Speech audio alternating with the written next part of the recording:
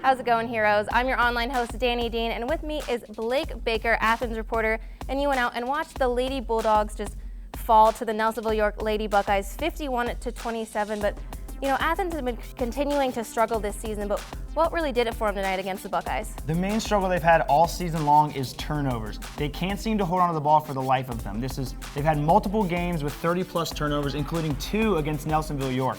And errant passes, bad decisions, that really did the Bulldogs in, especially tonight when many of their points that they let up came on fast breaks. They have to limit those, especially against a team like Nelsonville-York, who scores lots of points.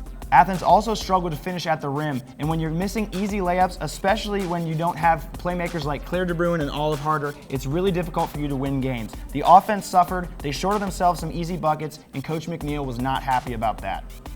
We're continuing to do the same things which we have done, which is making layups and handling the basketball is one of our top priorities, and we, just trying to get better every day. Athens clearly played poorly tonight, but let's take a look at the other side of the ball. What was it that the Lady Buckeyes did to get this huge upset? Well, as poorly as the Lady Bulldogs played offensively, Nelsonville-York made up for in their great defensive effort tonight. They applied a full court press all game long that really tested and agitated the Lady Bulldogs, and they really couldn't overcome it. Paul McNeil, the head coach, called a lot of timeouts to try and combat this press, but really had no luck.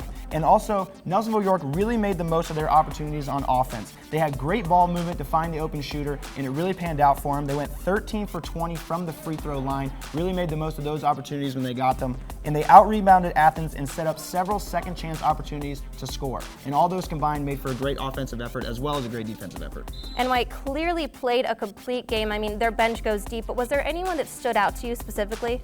Jessie Addis is clearly the difference maker on this Lady Buckeyes team. Tonight she had 8 points, 5 assists, and 6 steals. A great night for her. And Caitlin Hurd also had 15 points, made her last 6 shots in the game, was a key contributor in those runs that really helped the Lady Buckeyes, get out to a hot start. Jessie Addis was on Alexis McCollum for the Lady Bulldogs all night long and really took her out of the game. Especially with those players gone for the Lady Bulldogs, they needed a playmaker, and McCollum could not be that with Jessie Addis on her. She continues to be a difference maker, like I said. She was all over the court. She really had the ball in her hand, and she was the reason that the Lady Buckeyes came out on top as big as they did tonight. Well, Jessie Addis is clearly somebody who's going to be on our Hero of the Week watch list. Thanks a lot, Blake. Great work.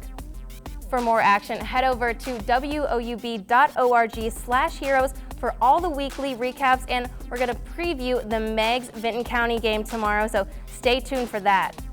And give us a like on Facebook and follow us on Twitter and add us on Snapchat. Send us some snaps from the locker room, from the student section. We want to see those and put them on our show. Speaking of our show, check us out on WOUB this Sunday night at 11:30 p.m. for our 2nd episode of the season. We can't wait for it. For Blake Baker, I'm your online host, Dani Dean, telling you to be heroic.